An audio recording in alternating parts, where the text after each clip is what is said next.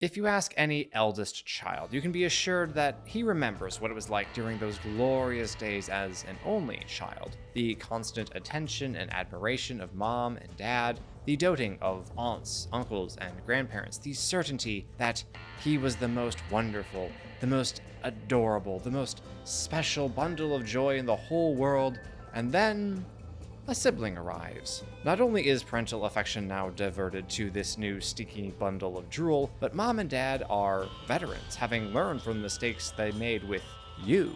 It's almost as if you were a test dummy, a dress rehearsal for the real thing. I imagine that is how Red Dead Redemption would feel when its sequel came out, if video games were sentient, anyway. Red Dead 2 improved on its predecessor in virtually every way. Graphics, writing, voice acting, the depth, vividness, and scope of the world, the number of characters and how fleshed out they were, the sheer number of things you could do in this vast experience of a game. Everything except the incredibly restrictive mission structure, they kept that.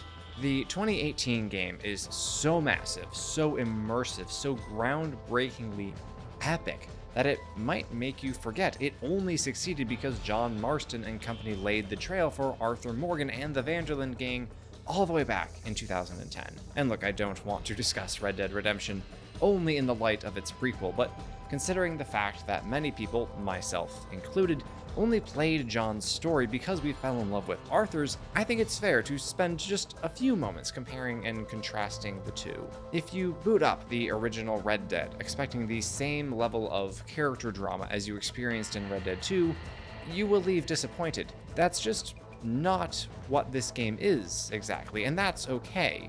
Seeing as the original is set in 1911, where its successor was set in 1899, naturally the characters we witness now are much nearer the end of their journeys that we witnessed in the 2018 game. And I'll be the first to admit, I absolutely preferred the tale of Arthur Morgan, the descent of Dutch Vanderland, and the various other dramatic tapestries woven by the tales of the many characters in Red Dead 2. Stories focused on its protagonist's internal arc are my favorite kind of narrative, after all. Red Dead 1 isn't really that kind of story. Not that John doesn't have any arc, but it is certainly far shallower than that of Arthur Morgan. The same goes for Dutch when compared to, well, Dutch. This game isn't so much an exploration of how men change as the world around them changes, as it is a treatise on free will, the futility of fighting time itself, the persistent cycle of violence, and if a man can truly choose to break that cycle.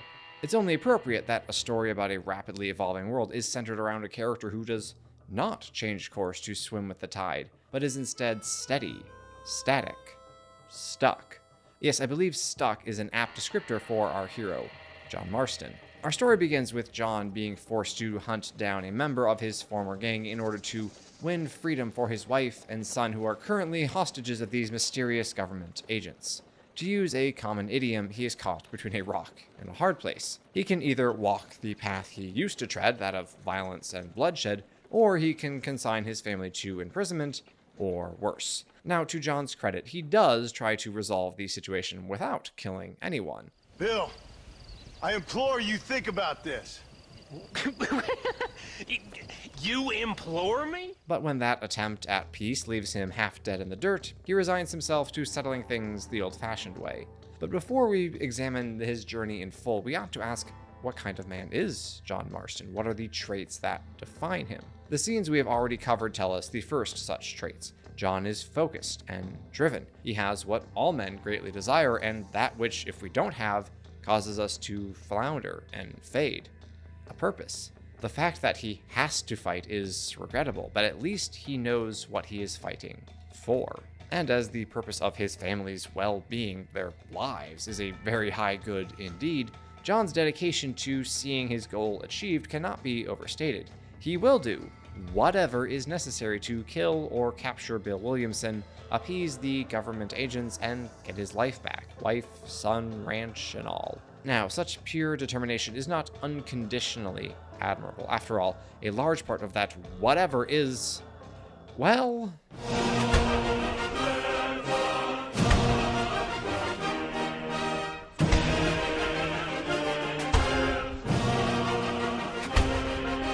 Granted, this is a video game, so of course the killing is going to be exaggerated. It's estimated that the most feared outlaws in the American West killed maybe a dozen people, instead of the hundreds that John Marston mows down. But even if we slice his body count down to a fraction of the actual on-screen deaths, to the smallest number that would still accommodate the events of the story, our protagonist would still leave a record number of corpses in his wake. John is not, in fact, a hero. I certainly wouldn't hold him up with the icons of masculinity I've previously discussed on this channel. None of those men were dealt the hand that John is forced to play with. None of them were given a dichotomous choice between two significant evils.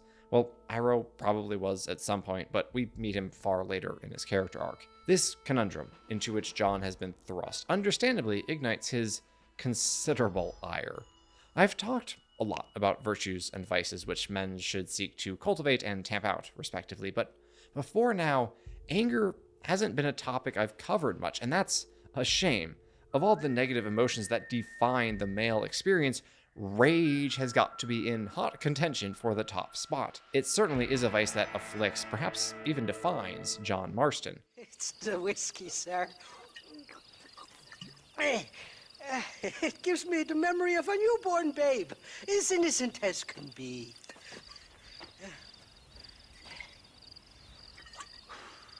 And it makes me violently angry. Shut up, you lazy drunk, before I stop your head spinning with a bullet. Now, when I say anger is a vice, I do of course mean acting out of anger in an uncontrolled or irrational manner, as John has just so helpfully demonstrated. Emotions themselves are, of course, neither virtuous nor vicious. Anger, however, is one of the most difficult to rein in and properly temper so that it might be used for good. The most common expression of anger is simply lashing out, whether that be a curse when you stub your toe, losing it when your kids just won't listen to you at bedtime. I've been there, trust me. Or yes, calling people names and threatening to put a bullet in them because they keep giving you the runaround. Either we do this right now, or I put a bullet in you and get on with my day. It's hard not to sympathize John in moments like that. Let's get on with it already, you might shout at your monitor as Mr. West Dickens delays the assault on Williamson's fort once again so he can attempt to sell his snake oil one more time, as if the IQ of each individual in this state has dropped 15 points overnight. Of course, no amount of anger will make Nigel or Seth the grave robber or Irish the drunk, they really didn't stretch far with that stereotype, move any faster or be any more effective, which of course only increases John's fury. And the thing about anger is it demands action.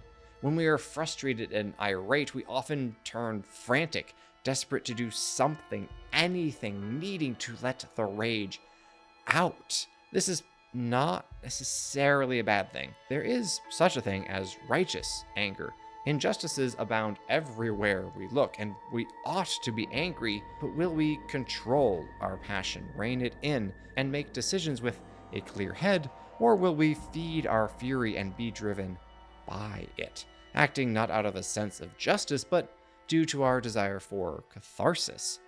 And what happens when we have a temperament that inclines us toward the latter option, but aren't able to achieve that release of emotion? That is the situation in which John Marston finds himself as he tries to assemble a plan, a team, and a Gatling gun, all for the purpose of invading Fort Mercer and taking down Bill Williamson. Despite his utter lack of trust in the miscreants with whom he is entangled, John is entirely reliant upon them. I need your help, Seth. We need your help. Unsurprisingly, he doesn't love having to depend upon thoroughly undependable people. But rather than continue dwelling on the anger this stokes within John, I'd like to change tacks and point out a more admirable trait of our protagonist, his perception. John is not fooled by any bluster that comes out of the mouth of his companions, not their promises of success, nor even their assurances of their own goodwill. Mr. Marston is not a smart man, at least not in a certain sense. His interactions with Mr. West Dickens make it abundantly obvious who is the more eloquent and better educated of the pair. Just need some cash to get some extra hardware fitted to my old Trojan horse here. You what? But the intelligence that John possesses in spades is the ability to read people's character. A lifetime spent living with crooks, thieves, and liars, not to mention the fact that he was raised by a consummate silver-tongued web spinner, has given him an undefeatable bullshit detector. And boy, does that thing go off a lot as he travels around the remnants of the Old West. You always miss all the drama. There must be cobwebs growing on that holster of yours. This aspect of John's personality is key to the story as a whole. Despite being set in an oft-romanticized era of American history, Red Dead Redemption discards the rose-colored glasses and lets the player experience the early 20th century West through the eyes of someone who is entirely disillusioned with the mythos that surrounded that time and place. The West was this great frontier, men were told, a vast expanse of land into which a man could venture and make something of himself. He was free to go anywhere, do anything, and be assured of success, riches, even glory if he availed himself of his talents and poured his blood and sweat into his endeavors. John doesn't exactly see things that way, though. I'm an uneducated killer, sent here to do all I can do well. Kill a man in cold blood so that another man may do his part to cut crime in an area, and a rich man can be elected governor on the back of these promises. Civilization is a truly beautiful thing, Mr. Marston.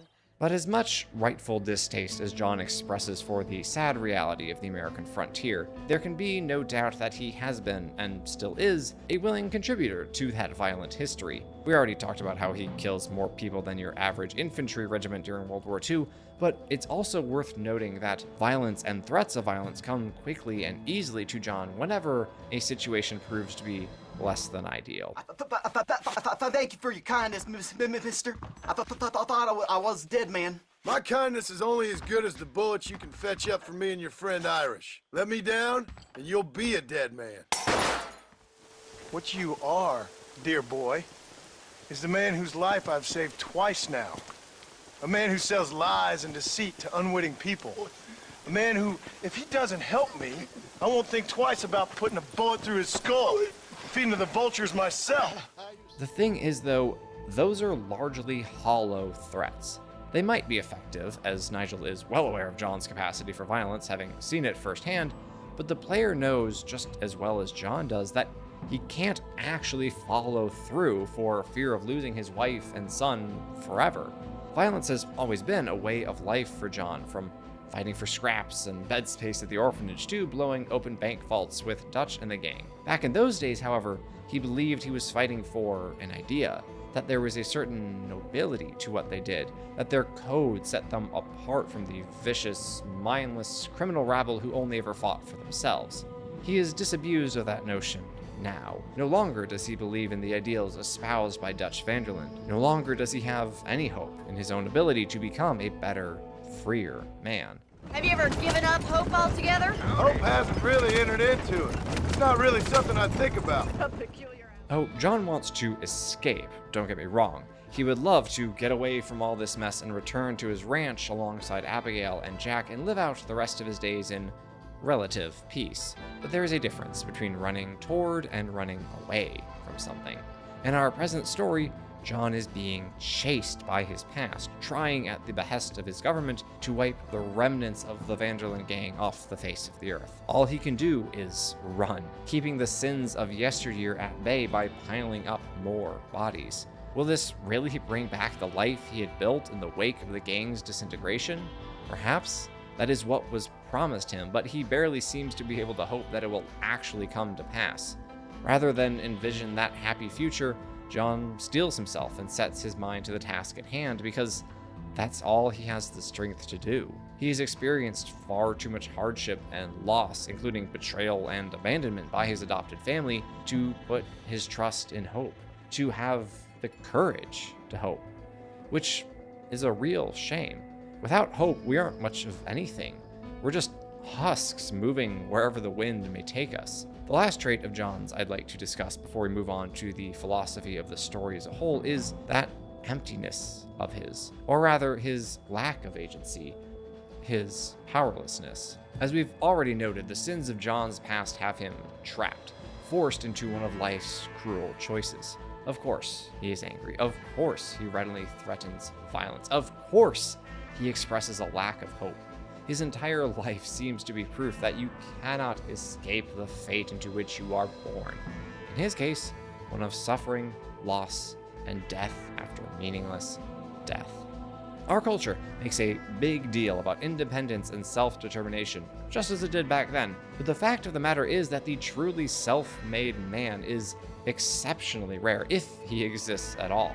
This is the harsh reality that John can no longer deny. It is not, and never was, within his power to become the man he would ideally be. However, no circumstance can ever truly force us to act. John's destiny may be decided for him, but he still has a say in how he reacts to the powers that have thrust him into this quagmire. It would be easy for John to say, forget it, I'm dead, we're all dead, and go on a drunken spree of sex and murder just for the hell of it until he finally loses in a gunfight. But he doesn't. Despite his words about not thinking about hope, about lacking faith. Faith is a luxury I can't afford. John chooses to act as if he does have hope, and thus serves as an example of a fuller and deeper hope. After all, if we are only hopeful when the situation is positive and success, whatever it may be, seems likely, our hope is, well, I'll let G.K. Chesterton lay it out for you. Hope means hoping when things are hopeless, or it is no virtue at all. As long as matters are really hopeful, hope is mere flattery or platitude. It is only when everything is hopeless that hope begins to be a strength. John Marston's hope is, in fact, remarkably strong, even if he does not acknowledge his own virtue. Despite being forced into an impossible choice, despite knowing that he is likely doomed no matter what he chooses, despite the increasingly rapid devolvement of the world in which he lives, he keeps going. In doing so, he exemplifies one of this game's central philosophical tenets. We cannot fight time. We cannot hope to stem the flow of societal change. Our ability to self-determine is limited by that inevitable upheaval, but we do, in the final analysis, have a choice. The American West through which John rides is decidedly tumultuous, decaying, and not showing any promise of improvement. It was quite a town back in its day. Then they built the railroad to Armadillo and went clean past Tumbleweed. And that was that. Pretty soon everybody had up and left. Now it's just thieves, smugglers, and bandits. Not that the state of New Austin was ever a paradise. The game is quite clear it was not. But the encroaching industrialization has done very little to better the lives of the region's inhabitants. But what are they to do about it? Like it or not, you can't stop progress once the wheels have started turning. All you can do is choose how to react. As it is with John, so it is with the West. The thing is, though, such a situation is not unique to America. In the second third of the game, John crosses the river into Mexico, still on the trail of Bill Williamson, who is now believed to have linked up with another former gang member, Javier Escuela. When John arrives in Mexico after getting shot at on the raft ride over because Irish had naturally managed to make enemies on both sides of the border, he discovers that this new country is experiencing its own form of societal upheaval, in the form of a civil war between the despotic militaristic government and a determined group of freedom fighters, led by the dynamic and charismatic Abraham Reyes. John doesn't care about this conflict. It's not his war. He's just here for Williamson and Escuela. I'm no politician, sir. As a result, John is happy to use both sides to get information on his prey. Or rather, he is used by them, strung along by both the government and the rebels, killing one group, then the other, all while being promised by his handler that his goal is right around the corner. Just give them a couple more hours to get the information you need, and while you're waiting, you might as well gun down more of our enemies. Just be careful, John. Keep jumping from one side of the fence to the other. You might just get impaled on it. John does, in fact, get impaled on that metaphorical fence, but before we come to that, we need to discuss how our hero views all the events unfolding around him. What, pray tell, does John think about this revolution and the government which would stamp it out? My father must not die in vain. His death must mean something. It'll mean that war is brutal and unnecessary and good people die. And that's all it will mean. John Marston is not a good man. He would and does readily admit this fact. This humility, this accurate self-knowledge is the most notable trait he shares with Arthur Morgan, for good reason.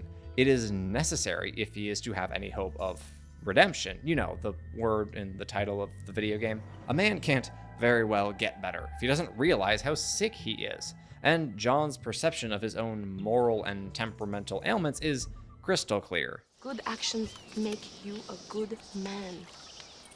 Then I'm doomed. Since John isn't blind to his own faults, and due to a vast experience with a man who made a habit out of justifying lying, stealing, and killing through his eloquence, he sees the futility of this war. Now, perhaps John would say the same thing about any war, and he certainly wouldn't always be right to do so, but in this case, his opinion is validated by the utter lack of virtue found in the leaders of both sides of the conflict. Has estado toda mi vida. Ve, mujeres. Ay, me gusta. Yeah, sure, of course, the despotic military leader is a scumbag, more interested in his own carnal pleasures than he is in the good of the people he supposedly leads. We don't need to dive deeper into his depravity. We can decline to delve into his dastardly derision toward the dogs he deems his country's denizens to be. This game is decidedly unsubtle about the good colonel's absolute lack of morality. This should surprise absolutely no one. What might take the player off guard, however, is the portrayal of Abraham Reyes, the charming and captivating leader of the People's Rebellion. Surely he is one of the good guys, no? After all, he is fighting against a dictatorial, oppressive government that treats its own citizens like playthings. He rescues John from captivity after John's aforementioned fence jumping landed him in hot water with the Mexican government. How can Reyes not be a figurehead of justice and nobility? Well, perhaps he was, long ago. But by the time John Marston meets Reyes, the rebel leader is every bit as power-hungry and self-interested as his counterpart on the opposite side. This is best demonstrated by his relationship with Luisa, a young woman whom John assists on multiple occasions, who is fully dedicated to the cause of freedom and who believes that she is destined for marriage with Abraham Reyes, whom she deeply admires and who barely even knows she exists. How do you know my young lover, Laura? It's Luisa. She thinks she's your wife. My wife? These peasant girls, they believe every word a fellow says. So naive. It's really quite charming. I love peasants. Don't you love peasants? I love them. They have such purity. Are you gonna marry her? Ha! Marry a peasant? My dear boy, don't be absurd. Reyes' disdain for Luisa clearly offends John. He doesn't say anything in protest because he needs Reyes to, help him get back to his wife, to whom he is perpetually loyal, hence the existence of this entire story. This is consistent with John's character. It's not that he's uncaring toward the problems of others. He does, after all, rush into a burning barn to save the McFarlane's horses. But our hero is quite aware of his own ability to change, to influence the minds of others, or rather his lack of ability to do so. Just as he sees the futility of this bloodshed, he sees the pointlessness in him, a stranger, trying to urge onto a different path a man who has been set in his ways for so many years. He does, however, offer one tidbit of wisdom as he parts ways with Reyes. If you win power, remember why you wanted it. John is not a man prone to offering advice, instruction, or guidance. This reluctance is a natural consequence of the lowly way in which he views himself. Why would anyone listen to him, of all people? But with Reyes, John finds himself unable to hold back entirely. Looking at a man on the verge of seeing all his dreams realized, John feels compelled to remind Reyes of the source of those dreams. As I alluded to a moment ago, John himself never forgets why he does all that he does. He can't. If he forgets his wife and child even for a moment, then he is right back to being a mindless, remorseless killer who guns people down by the dozen just because he can. And even if you choose to look past the ludo-narrative excess of violence that is basically required by this story taking place within a video game, it cannot be denied that John is, at the very least, trading 2 lives for 2 lives. He is giving Abigail and Jack their freedom in exchange for the liberty or lives of Bill Williamson and Javier Escuela. As it turns out, it's you or me. The way I see it, might as well be you. I love John's attitude here, not from a moral standpoint, but from a story perspective. There's no moral grandstanding, no speech about how he has seen the light after so many years spent thieving, lying, and killing, just a frank admission of the true nature of the situation. John has, however, even if he can't see it, become a better man since those days. For one thing, we should not take for granted the fact that he is devoted to his wife and son. Considering the world in which he grew up, becoming a faithful husband and father is nothing short of a miraculous achievement. And for another, John now sees his outlaw years for what they were, as best evidenced by this line, spoken once he finally tracks down Bill Williamson. You know, that life we lived is over. And when we was living it, it didn't mean nothing anyway. It was just an excuse, and we all knew. With his targets in custody or dead, John is finally able to return home to his wife and son, except not yet. You see, the men holding his leash, as well as the keys to his family's metaphorical cell, have another quarry in mind. Dutch Vanderland, the leader of the gang that bore his name and the last member of the gang to still walk free. The last one who matters, anyway. So Mr. Marston returns to Blackwater and begins hunting down his former father figure. As part of this pursuit, he enlists the help of a rather eccentric anthropologist whose main field of study actually seems to be ingestion of a certain snow-colored substance. That habit of his was no doubt a significant factor in him being exiled from Yale and making his way to the Wild West, or what's left of it. The two embark on several excursions meant to yield information as to Dutch's whereabouts, which end up accomplishing very little other than creating more work for the local mortician. This prompts the good professor to mourn the death of that which never was. You know, I dreamt of documenting the last days of the Old West, the romance, the honor, the nobility. But it turns out it's just people killing each other. It always was, Professor. This is why John's redemption is possible. He sees things as they are.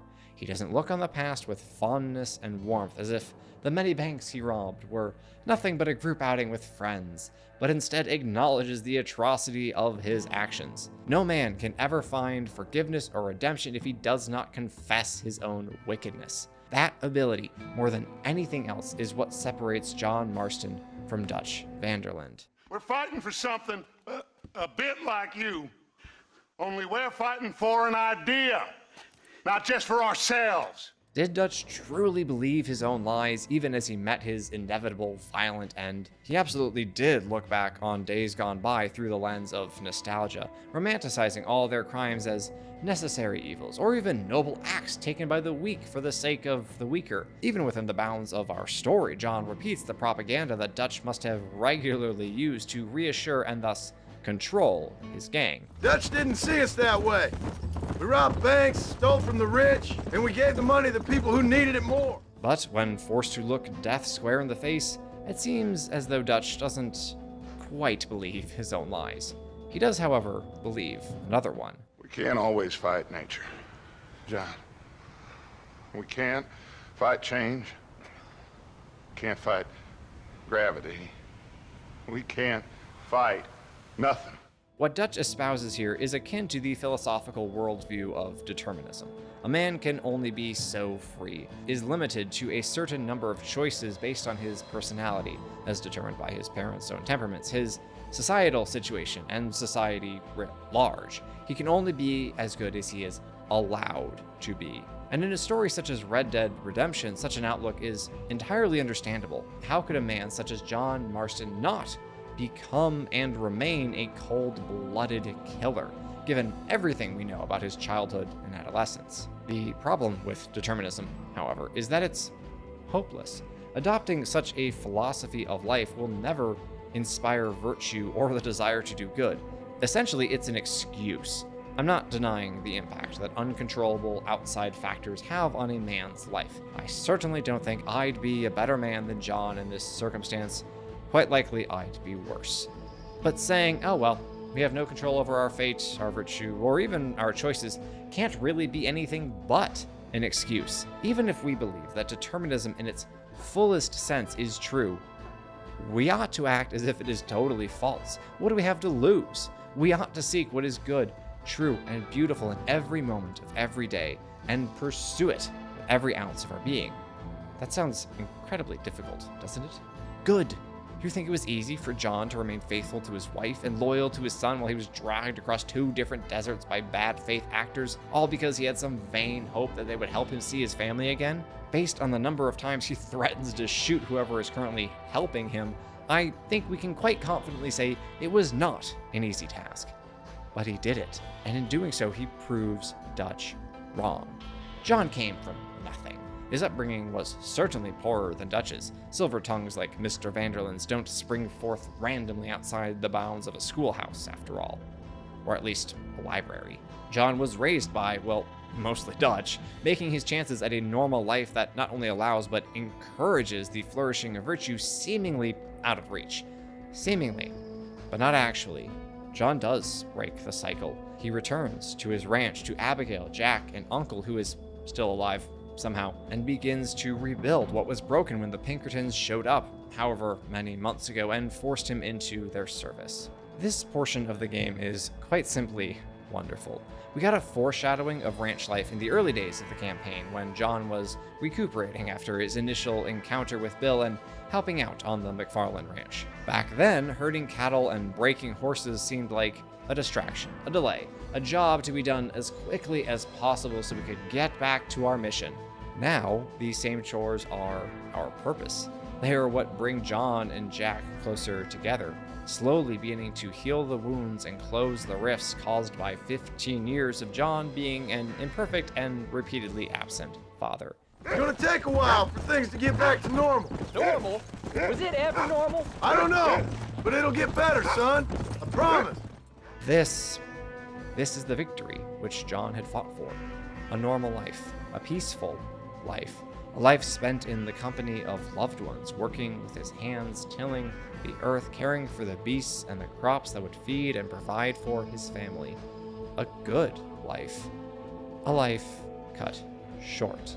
John may have broken the cycle of violence and death, but the unscrupulous government agents who were, at one time, content to hold him and his family hostage appear unwilling to let even one former member of the Vanderland gang breathe the same air as civilized folk. And so they raid Beecher's Hope in force, leading to John sending his family riding to safety while he makes a final stand. Now go! Get!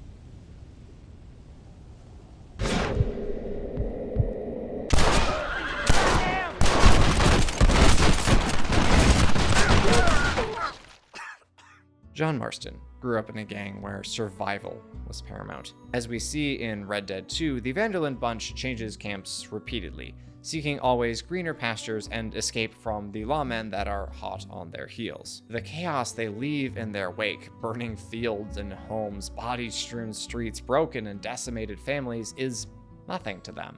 They survive, they persist, they seek their own good regardless of the cost to anyone else. There is at least a sense of loyalty among the gang, but only until that apparent virtue clashes with the survival instinct.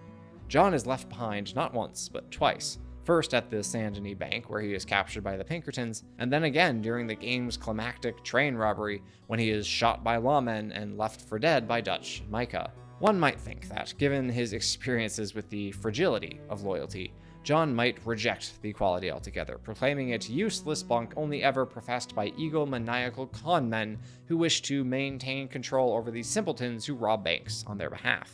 But he doesn't. Instead, he takes to heart the advice that Arthur gave him on the eve of that ill-fated raid. What about loyalty? Be loyal to what matters.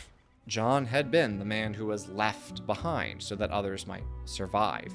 Now, he is the man who stays behind so that others might live.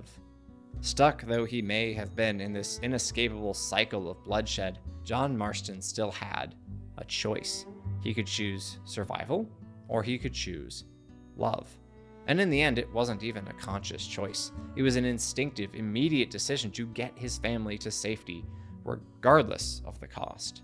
This is how men act when they have become truly virtuous.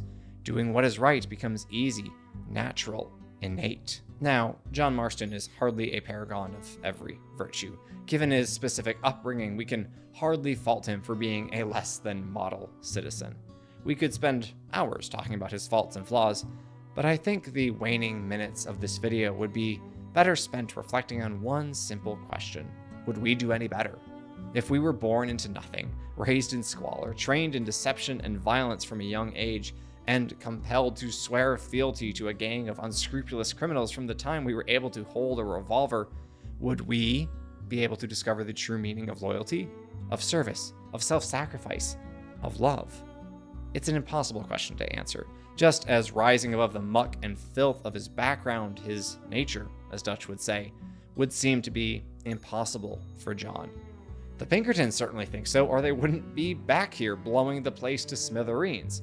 But John Marston did ascend beyond the limitations supposedly imposed on his life and his character. He discovered through repeated effort, sorrow, and loss that he could be, that he can be a good man.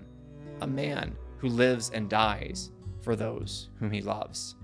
As much as Red Dead Redemption is a treatise on the apparent limitations of free will and of man's ability to choose goodness and virtue in an inexorably changing world, it also acknowledges this fundamental truth of human existence. We always have a choice. It may be difficult, it may be nigh on impossible, but the choice exists. John's own final choice cements this truth in our hearts. However, that is not the end of our story. Despite his father breaking the cycle, Jack Marston takes the perpetuation of violence upon himself, hunting down and killing Agent Ross in a duel, avenging his father but simultaneously refusing to honor John's wishes for his son. This, more than anything, is what makes Red Dead Redemption a tragic tale. We can easily see how Jack could escape the life into which he was quite literally born. His parents worked tirelessly and overcame countless obstacles to give him a chance at a life devoid of violence and bloodshed. Even after the loss of his father, the Marstons were hardly destitute in a material sense, anyway. Jack certainly had the skill to be hired at another ranch, and had clearly surpassed his father in terms of literacy, so a life of crime was hardly his inexorable doom. And yet, despite all that, despite knowing how his pa would feel about this decision, he chose it anyway. Is this a prime example of the sins of the father? Yes, absolutely. But tragedy does not exist if things are sad, simply because that's the way they have to be. If our fate is determined, why feel any given way about it? Instead, we look with sorrow upon Jack Marston because we are mourning what could have been if only he had made the other choice. But his story, though yet untold, is not over. And if the tale of John Marston has anything to teach his son, it is that a man, as long as he still breathes, always has the chance to choose redemption.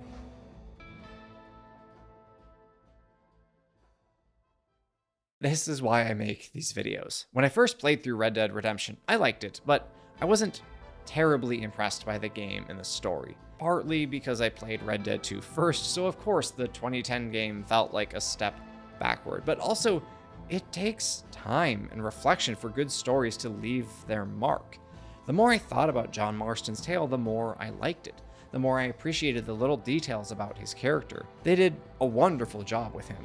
Writing characters without the kind of deep internal arc like that of Arthur Morgan's is no small task. If you want to talk more about characters like John or any aspect of storytelling that strikes your fancy, you can join my Discord through any paid Patreon tier. You'll also get weekly unscripted videos from me and your name in the credits, as you see right now. I would really appreciate your support, but I also want to make sure that you get lots of value out of Patreon. So at higher tiers, I offer my services as a critic of your own written or filmed work, in-depth updates and lore drops on my work-in-progress fantasy novel, and even the opportunity for you to select a given story, character, or theme you'd like me to make a video on. So if there's a game you've been wanting me to talk about, or that anime character you just need an analysis of, this is for you.